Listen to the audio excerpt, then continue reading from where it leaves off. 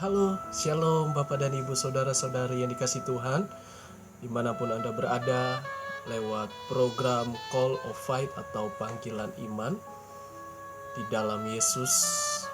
Dan di dalam program ini saya selalu memberikan renungan firman, doa atau kesaksian hidup, dan juga lewat renungan firman Tuhan saya sangat rindu selalu membagikan dari buku ini 125 ilustrasi rohani yang ditulis oleh Bapak Andreas S. dan T. Suharsono. Mengapa firman Tuhan selalu memakai ilustrasi atau contoh atau gambaran atau perumpamaan agar para pembaca atau para pendengar dapat memahami, mengerti kebenaran firman Tuhan. Tentunya semua karena ilham dari Roh Kudus, Roh Allah itu sendiri.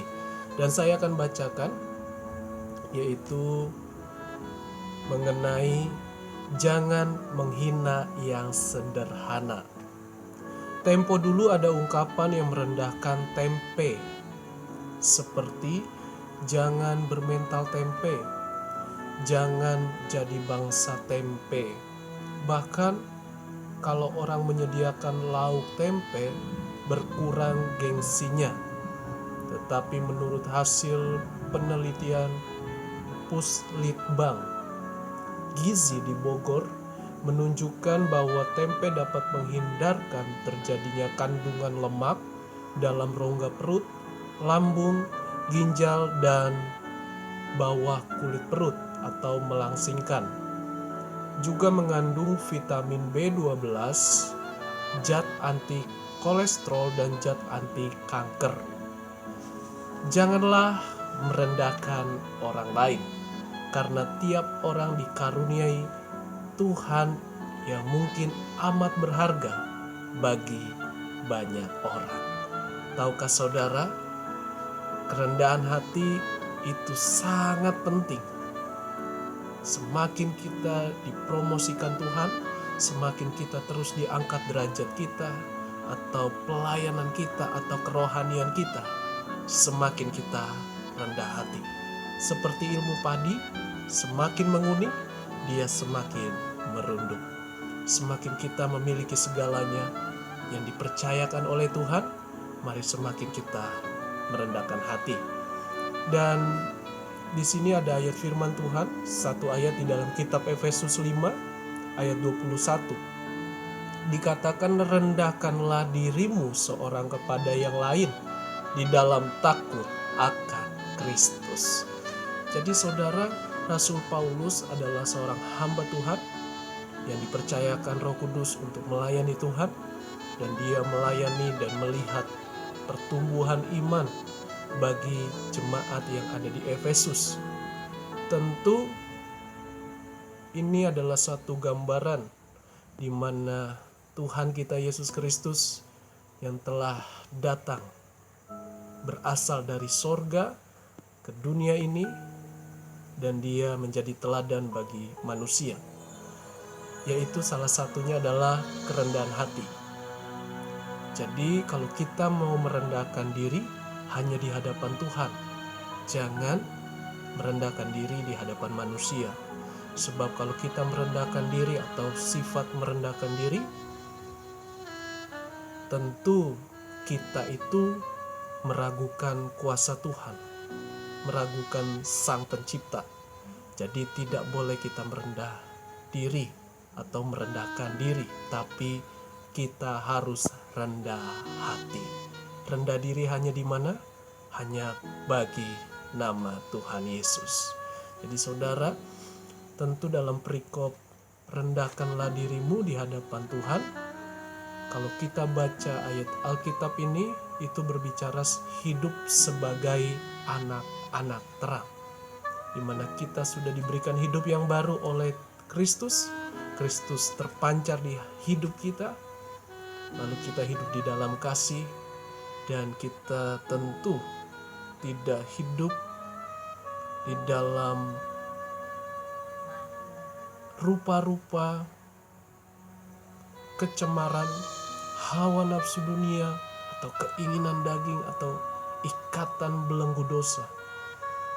Sebaliknya, di dalam perikop ayat Alkitab ini, di pasal 5 ini, tentu kita harus menanggalkan, harus kita telanjangi.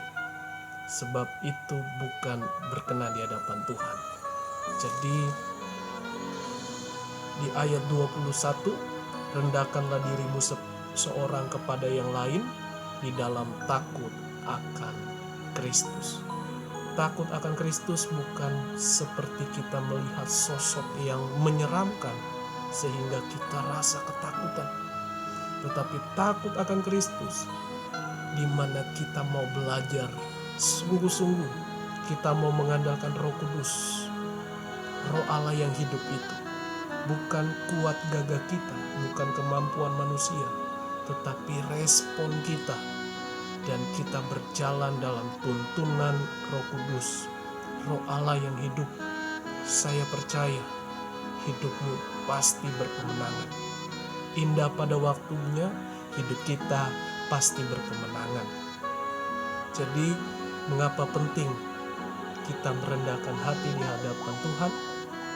Karena Tuhan sudah memberikan teladan yang baik. Saya percaya kalau kita mendahulukan memberi hormat kepada orang lain, maka orang lain pun akan melakukan demikian.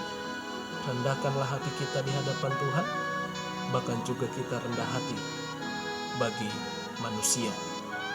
Dan itu yang disukai oleh Tuhan, sebab kita semua, baik miskin atau kaya, baik terkenal atau orang biasa, semua dicinta Tuhan, semua dikasihi Tuhan.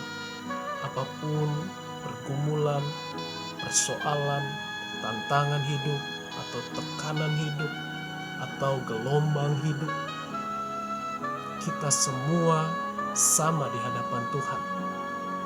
Hanya iman kita bergantung kepada Tuhan. Dengan satu hal, dengan satu cara, yaitu rendahkan hati, rendahkan hidup kita di hadapan Tuhan.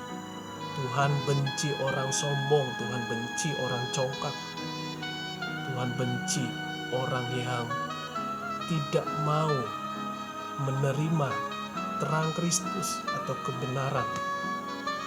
Rendah hati di sini juga menunjukkan yaitu karakter atau sifat kita hidup di dalam Kristus.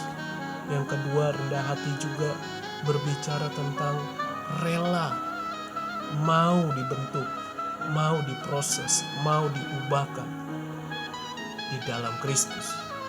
Kalau teguran yang sakit, teguran yang nyata demi kebaikan kita, karena ada kebenaran firman, kita rela, kita mau, kita tidak melawan, kita taat. Itu yang menunjukkan kerendahan hati kita. Jadi saudara, di mana ilustrasi yang baru kita baca mengenai tempe, dengan kata kalimat tempe seolah-olah sangat rendah, tetapi sebaliknya tempe mempunyai khasiat, tempe mempunyai vitamin, tempe mempunyai fungsi bagi tubuh jasmani. Jadi jangan pernah merendahkan orang lain, karena kita tidak tahu hidup itu sepertinya misteri. Karena kalau kita semakin mengasihi Tuhan, sedetik pun Tuhan bisa memberkati kita. Kalau kita belum diberkati, atau kita belum mengalami mujizat pertolongan Tuhan, jangan marah, jangan iri dengan orang lain, jangan iri dengan apapun. Berarti Tuhan belum selesai dalam hidup kita masing-masing. Percayalah, marilah selalu hidup dalam kerendahan hati. Karena rendah hati, engkau akan dicintai oleh Tuhan, oleh orang lain.